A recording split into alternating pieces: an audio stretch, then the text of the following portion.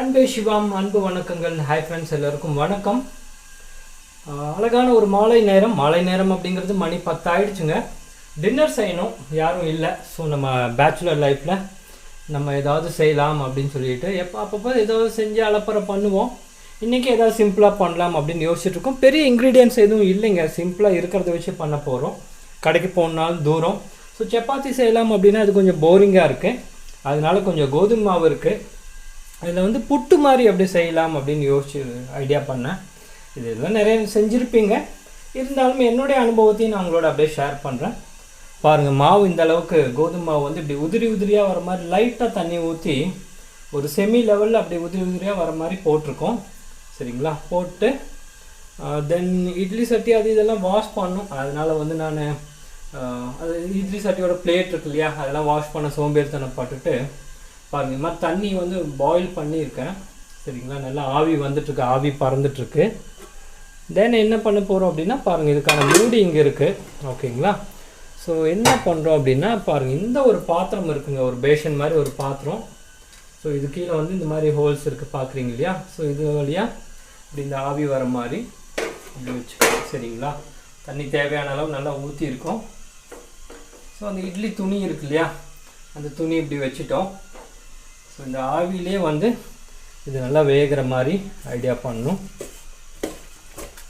இது வந்து பனஞ்சக்கரை இருந்தால் ரொம்ப டேஸ்டியாக இருக்கும். வெல்லம் போட்டிங்கன்னா இன்னுமே நல்லாயிருக்கும். வெல்லம் போட்டிங்கன்னா செம்மையாக சூப்பராக மேட்ச் ஆகும். பட் இப்போ அவசரத்துக்கு எதுவுமே இல்லை. கொஞ்சம் ஏலக்காய் இருந்தால் ஏலக்காய் போடலாம். தென் வேறு என்ன, கொஞ்சம் நெய் இருந்தால் நெய் அப்படியே மேலே அப்படியே தெளித்து விடலாம். சரிங்களா? அப்படி மேலே சர்வ் பண்ணும்போது நல்லா தெளித்து விடலாம். இல்லை இப்போ மிக்ஸ் பண்ணாலுமே நல்லா தான் இருக்கும். நான் லேசாக ஆயில் ஆட் பண்ணியிருக்கேன். பாருங்கள், ஆயில் இங்கே இருக்குது, ஆயில் ஆட் பண்ணியிருக்கேன். ஸோ இது எந்த அளவுக்கு இருக்குது அப்படின்னு பார்க்கலாம். நான் சிம்பிளாக தான் செய்கிறேன், பெரிய இன்க்ரீடியன்ட்ஸ் எதுவும் மிக்ஸ் பண்ணல. ஏன்னா இந்த டயத்தில் எதுவும் இல்லை இல்லையா, அதனால சிம்பிளாக செய்ய போகிறோம். தென் என்ன பண்ணிக்கிறோம், நம்மக்கிட்ட இப்போ வந்து வெல்லம் இதெல்லாம் இல்லாதனால கரும்பு சர்க்கரை அந்த மாதிரி எதுவும் இல்லை. ஸோ இந்த ஒயிட் சுகர் தான் நான் ஆட் பண்ணுறேன். இந்த ஒயிட் சுகர் நான் வந்து யாருக்கும் அதிகமாக சஜஸ்ட் பண்ணுறது கிடையாது. இருந்தாலும் ஏதோ ஒரு தவிர்க்க முடியாத சூழலில் லைட்டாக அப்படி ஆட் பண்ணிக்கிறோம். சரிங்களா? ஸோ குழந்தைகளுக்கெல்லாம் இந்த மாதிரி செஞ்சு கொடுத்தீங்க அப்படின்னா ரொம்பவே நல்லாயிருக்கும், ரொம்ப விரும்பி சாப்பிடுவாங்க. ஸோ இது எந்த அளவுக்கு ஃபினிஷிங் வருது அப்படின்னு தெரியல. ப்ராப்பராக செய்கிறதுக்கான மெத்தட் எனக்கு தெரியும். பட் இப்போ இன்க்ரீடியன்ட்ஸ் எதுவும் இல்லாதனால நம்ம சிம்பிளாக இப்படி பண்ணிக்கிறோம். சரிங்களா?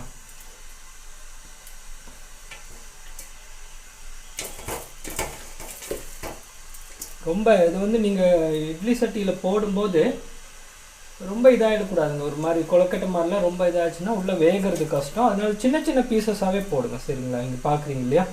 ஸோ இந்த மாதிரி சின்ன சின்ன பீசஸாகவே போடுங்க. ஃபஸ்ட்டு ஒரு ட்ரையல் அப்படி லைட்டாக போட்டு பார்ப்போம் எப்படி இருக்குது அப்படின்ட்டு. ரொம்ப நாள் ஆச்சு செஞ்சு. ஒரு சின்ன கேப்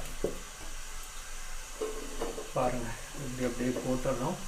வெந்துடும், அது ஒன்றும் பிரச்சனை இல்லை. நல்லா கொதி விட்டுருக்கோம் இல்லையா, ஸோ இந்த ஆவிலே வெந்துடும். இட்லி வேகிற மாதிரி அப்படி வெந்துடும்.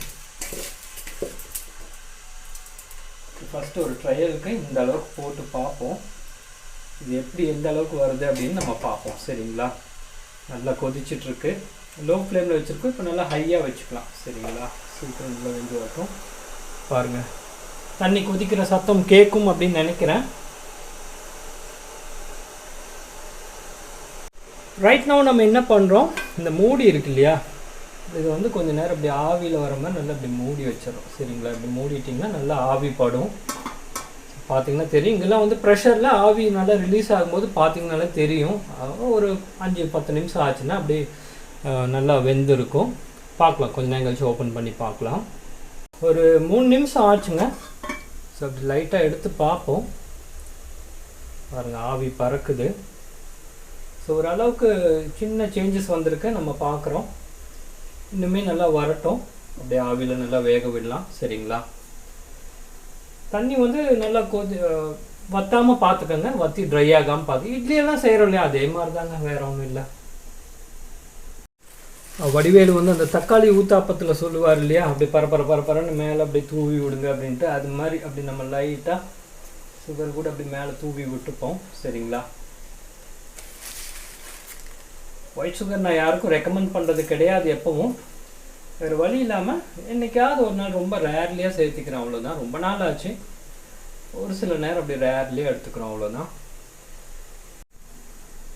பாருங்கள், மாவு கொஞ்சம் நல்லா உதிரியாக இருக்கணும் அப்படின்னு சொல்லிட்டு கொஞ்சம் மறுபடியும் வந்து இந்த பிணையாத மாவு இருக்கு இல்லையா, பேக்கெட்டில் இருந்த அந்த ஃப்ரெஷ்ஷான மாவு மறுபடியும் கொஞ்சம் சேர்த்திருக்கேன். சரிங்களா, நான் கொஞ்சம் தண்ணி அதிகமாகிடுச்சு.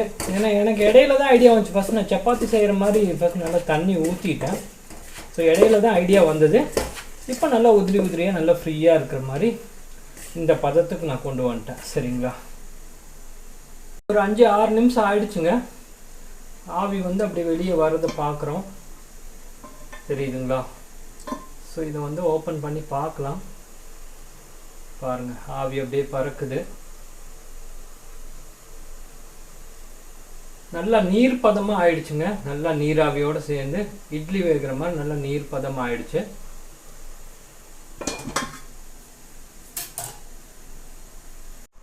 பாருங்கள், க்ளோசரில் காமிக்கிறேன் எந்த அளவுக்கு ஆயிடுச்சு பாருங்கள். ஸோ இந்த கலர் பார்த்தாலே வெல்லம் ஆட் பண்ண மாதிரி ஒரு கலர் வந்தாச்சு நல்லா வெந்ததுக்கப்புறம். ஸோ வெல்லம் சேர்த்திருந்தீங்கன்னா இன்னுமே நல்லா டார்க்கியாக நல்லாயிருக்கும், டேஸ்டியாகவும் இருக்குங்க, சூப்பராக இருக்கும். அது வெல்லம் தான் இப்போ ரொம்ப மிஸ் பண்ணுறேன். பாருங்கள், வேக வச்சு எடுத்தோடனே ஃபைனலாக நமக்கு இந்த அளவுக்கு வந்திருக்கு. இன்னுமே உதிரியாக போட்டிருந்தோம்னா நல்லா பீஸ் தனித்தனியாக இருக்கும். இது வந்து கொஞ்சம் கொழுக்கட்டை மாதிரி அப்படியே ஒரு ஷேப் வந்திருக்கு. அதாவது என்ன அப்படின்னா, நான் அவசரத்தில் செஞ்சதுனால இந்த மாவை வந்து ரோஸ்ட் பண்ணாமல், அதாவது வறுக்காமல் அப்படியே போட்டு வேக வச்சுட்டு. சரிங்களா, இப்படியே சாப்பிட்லாம், ஒன்றும் ஆகாது, நல்லா தான் இருக்கும். பட் நீங்கள் நல்லா இந்த மாவை வந்து நல்லா வறுத்து எடுத்து ஒரு அளவுக்கு ஒரு பொன்னிறமாக நல்லா வறுத்து எடுத்து வறுத்திங்கனாலே ஒரு ஸ்மெல் சூப்பராக இருக்கும். கோதுமை மாவு வறுத்திங்கன்னா நல்லாயிருக்கும். அதை வறுத்து எடுத்துட்டு கடைசியில் இதே மாதிரி இந்த என்ன செஞ்சோமோ அதே ப்ராசஸ் அப்படியே நீங்கள் கண்டினியூ பண்ணி செஞ்சீங்கன்னா இன்னுமே சூப்பராக இருக்கும். பட் நம்ம அவசரத்தில் செஞ்சனால ஒரு சிம்பிள் டின்னர் நமக்கு வேணும் அப்படின்னு சொல்லிட்டு அவசரத்தில் செஞ்சோம். அதனால் அப்படி பேச்சுலர் குக்கிங்லாம் அப்படி தான் இருக்கும். இதில் கொஞ்சம் முந்திரி, ஏலக்காய் பீசஸ் அதெல்லாம் போட்டால் ரொம்பவே டேஸ்டியாக இருக்குங்க. ஓகே, நீங்களும் வந்து உங்கள் வீட்டில் குழந்தைங்களுக்குலாம் இந்த மாதிரி டிஃப்ரெண்ட்டாக ட்ரை பண்ணி கொடுத்தீங்க அப்படின்னா ரொம்ப விரும்பி சாப்பிடுவாங்க. ரொம்ப ஹெல்த்தியும் கூட. கடையில் அது இதெல்லாம் வாங்குறத விட இந்த மாதிரி வீட்டில் செஞ்சு சாப்பிட்றது ரொம்பவே நல்லாயிருக்கும். ஓகேங்களா? ஓகே, தேங்க்ஸ் ஃபார் வாட்சிங். நன்றி, வணக்கம், ஜெய் ஹிந்த், ஜெய் பாரத்.